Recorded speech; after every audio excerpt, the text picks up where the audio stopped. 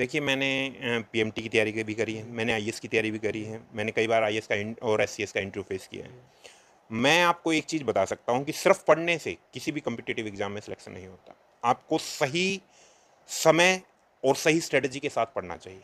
अगर आप सिर्फ और सिर्फ देखो, गधे की तरह मेहनत करना और एक व्यक्ति की तरह मेहनत करना, एक मानव की तरह मेहनत करने में बहुत अंतर है।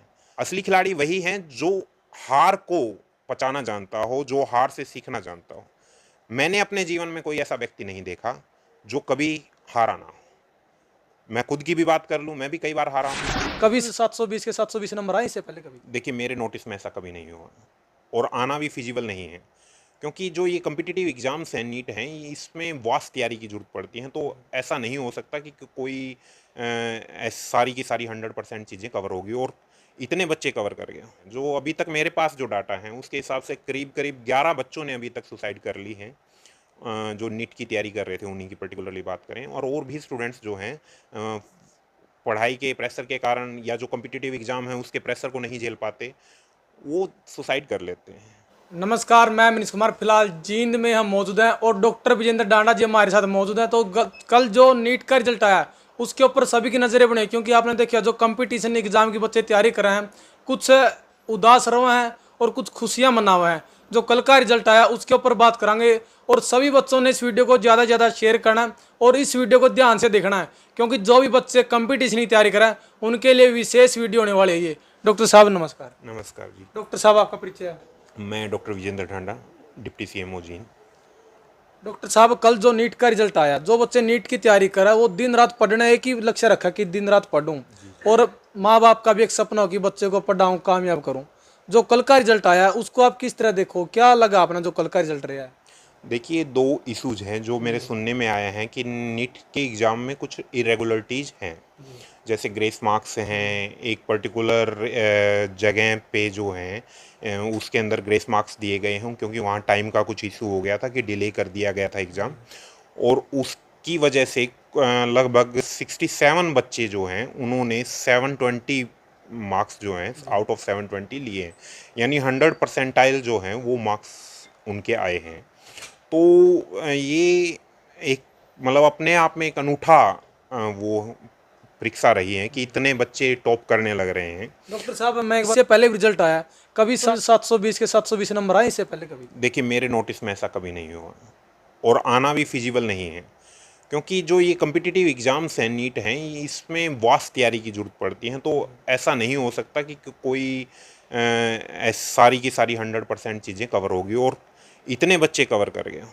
लेकिन ये ग्रेस मार्क्स का इशू है, तो ग्रेस मार्क्स या जो भी एग्ज़ाम सेट होता है वो ऑब्जेक्टिव क्राइटेरिया पे होना चाहिए, वो एक पर्टिकुलर ऑब्जेक्टिविटी होनी चाहिए ताकि बच्चों की और जनता की जो आस्था है उस एग्ज़ाम और एग्ज़ाम कंडक्ट करवाने वाली अथॉरिटी में बनी रहे। तो इस वजह से बच्चे निराश हैं, और जो अभी कंपटीशन का जो युग चल रहा है जिसके अंदर बच्चे ज़्यादातर आइसोलेटेड हो जाते हैं, तो उसकी वजह से डिप्रेशन में चले जाते हैं, एंजाइटी प्रॉब्लम्स हो जाती हैं और कई बच्चे सुसाइड भी कर जाते हैं। जो अभी तक मेरे पास जो डाटा है उसके हिसाब से करीब करीब 11 बच्चों ने अभी तक सुसाइड कर ली है, जो नीट की तैयारी कर रहे थे उन्हीं की पर्टिकुलरली बात करें। और भी स्टूडेंट्स जो हैं पढ़ाई के प्रेशर के कारण या जो कॉम्पिटिटिव एग्ज़ाम है उसके प्रेशर को नहीं झेल पाते, वो सुसाइड कर लेते हैं। डॉक्टर साहब, जो बच्चे कंपटीशन तैयारी करो डिप्रेशन में चले जाओ है, जब चलो हो सकता है असफल हो जाए, लेकिन मौका तो दोबारा मिल सका उसको, और भी चांस हो हैं, लेकिन जो डिप्रेशन में चल कर ने आत्महत्या तक का कदम उठा लिया, उनके लिए आपका क्या संदेश रहेगा? उन पेरेंट्स के लिए क्या संदेश रहेगा आपका? देखिए आपने सही कहा कि बहुत से ऑप्शन होते हैं। जीवन जो है एक परीक्षा से कभी ख़त्म नहीं होता, जीवन परीक्षाओं का ही नाम है, परीक्षाएं चलती रहती हैं। दूसरा है एक पर्टिकुलर चीज़, चाहे डॉक्टर बनना ही है और किसी आईएएस बनना है और हैं, वो जीवन को समाप्त नहीं करते। आप जीवन में मतलब मल्टीपल अपॉर्चुनिटीज़, मैं कहूँगा अवसर जो हैं वो बच्चों को मिल सकते हैं या व्यक्तियों को मिल सकते हैं, सिर्फ वो लेने वाले होने चाहिए। हार और जीत लगी रहती है। असली व्यक्ति वो नहीं है, असली जो खिलाड़ी वो नहीं है जो हर बार जीतता रहे। असली खिलाड़ी वही हैं जो हार को पचाना जानता हो, जो हार से सीखना जानता हो। मैंने अपने जीवन में कोई ऐसा व्यक्ति नहीं देखा जो कभी हारा ना हो। मैं खुद की भी बात कर लूँ, मैं भी कई बार हारा हूँ, और मल्टीपल जो व्यक्ति हैं वो हारे हैं। हम किसी का भी एग्जाम्पल उठा के देख सकते हैं।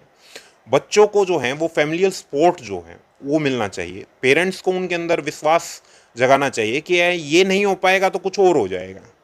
एक एग्ज़ाम से कभी जीवन ख़त्म नहीं होता। जीवन जो है अमूल्य है, उसको, और आपका जीवन आपके माता पिता की धरोहर है। बच्चों को ये चीज़ समझनी चाहिए। तैयारी के साथ साथ उन्हें अपनी जो एक्स्ट्रा करिकुलर एक्टिविटीज़ हैं, हॉबीज़ हैं, उन पे फोकस करना चाहिए। क्योंकि आप जब तैयारी करते हो और मोनोटोनी आने लग जाती है, वो मोनोटोनी से आपका स्लीप पैटर्न पे भी कई बार असर पड़ने लग जाता है, आपके मूड स्विंग होने लग जाते हैं। तो उस मोनोटोनी को तोड़ने के लिए आपको कुछ समय अपने आप को देना चाहिए। एक्सरसाइज करना, मेडिटेशन करना, अपनी कोई पर्टिकुलर हॉबी है उसमें जिस चीज़ में आप सब कुछ भूल जाओ संसार का। जैसे किसी की डांस करना हो सकती हैं, किसी की साइकिलिंग हो सकती हैं। तो इस तरह की हॉबीज़ में टाइम देना चाहिए। दूसरा, मैं पेरेंट्स को सजेस्ट करना चाहूँगा कि वो बच्चों को सपोर्ट करें, उनकी भावनाओं को समझने की कोशिश करें। उनके ऊपर अत्यधिक प्रेशर मत डालें। थोड़ा बहुत प्रेशर जो है वो डाला जा सकता है, लेकिन अब 12वीं के बच्चे हैं, वो मैच्योर होते हैं। दे आर मैच्योर एनफ कि वो अपना डिसीजन खुद ले सकें, तो उनके ऊपर ज़्यादा प्रेशर ना डाला जाए। लेकिन डॉक्टर साहब एक लक्ष्य चुना जावे कि नीट करना, यूपीएससी करना, वो सिर्फ उसी में दिन रात मेहनत करा है, खेलना कूदना अदर एक्टिविटी भी छोड़ दिया है, और परिवार का भी ये रहे कि आपको नीट करना है तो सिर्फ नीट की तरफ ही ध्यान दो, या फिर यूपीएससी करना है, मतलब खेल कूद यार वो सब कुछ छोड़ दिया है। क्या एक ही चीज़ की तरफ फोकस रखना चाहिए या फिर अदर एक्टिविटी भी होनी चाहिए? देखिए, मैंने पीएमटी की तैयारी भी करी है, मैंने आईएएस की तैयारी भी करी है, मैंने कई बार आईएएस का और एससीएस का इंटरव्यू फेस किया है। मैं आपको एक चीज़ बता सकता हूँ कि सिर्फ पढ़ने से किसी भी कम्पिटिटिव एग्ज़ाम में सिलेक्शन नहीं होता।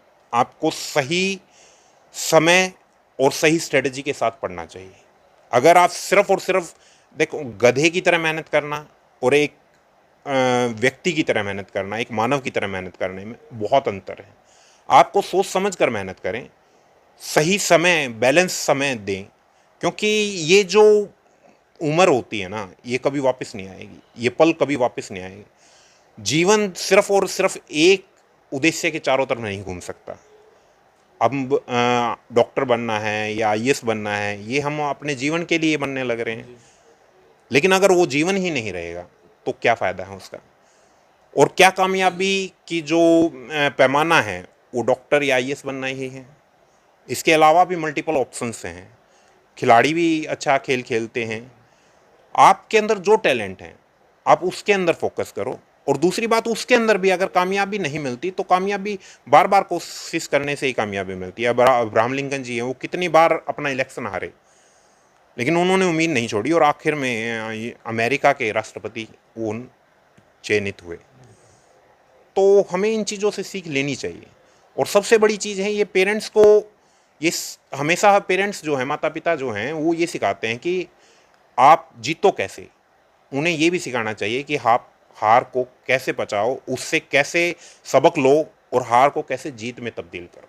क्योंकि डॉक्टर साहब आपने देखिए होगा नए नए बच्चे +2 के बाद नीट की तैयारी करने चले जाओ हैं, और एक ही बार मैच बोलो सर आत्महत्या की खबरें सामने आवा हैं। जी, तो ये यही कारण है कि वो अत्यधिक प्रेशर ले लेते हैं अपने दिमाग और पर। उम्र भी सर कम हो बच्चे। हाँ जी, तो उसमें उम्र में सबसे ज़्यादा जो है पेरेंटल और पीयर फैक्टर ये होता है। पॉजिटिव बंदों के साथ आप रहो, नेगेटिव भावनाएं देखो आने लग जाती हैं।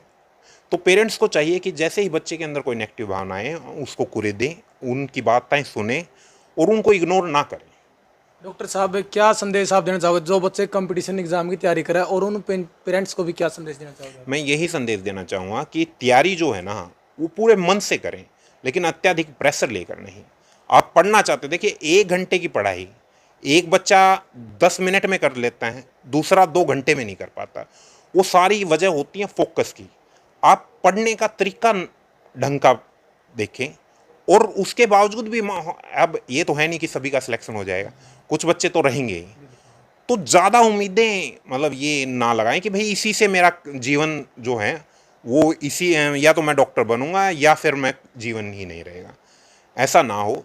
बहुत से ऑप्शन है, मतलब ज़िंदगी में आप ये कह ही नहीं सकते कि कब। अब केएफसी के जो फाउंडर हैं उनको 54 की एज में कामयाबी मिली थी।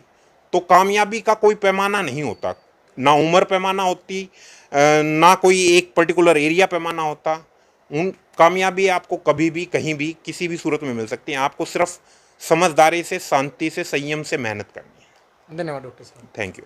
तो डॉक्टर विजेंद्र डांडा जी से बात करिए, जो भी कंपटीशन के बच्चे तैयारी कर रहे हैं उनके लिए कि ये संदेश था, उनके लिए जानकारी थी। तो आपने वीडियो कैसी लगी, डॉक्टर साहब के विचार आपको कैसे लगे, आपने अपने विचार देने हैं और इस वीडियो को शेयर करना है। मिलेंगे अगली वीडियो में। जय हिंद, वंदे मातरम।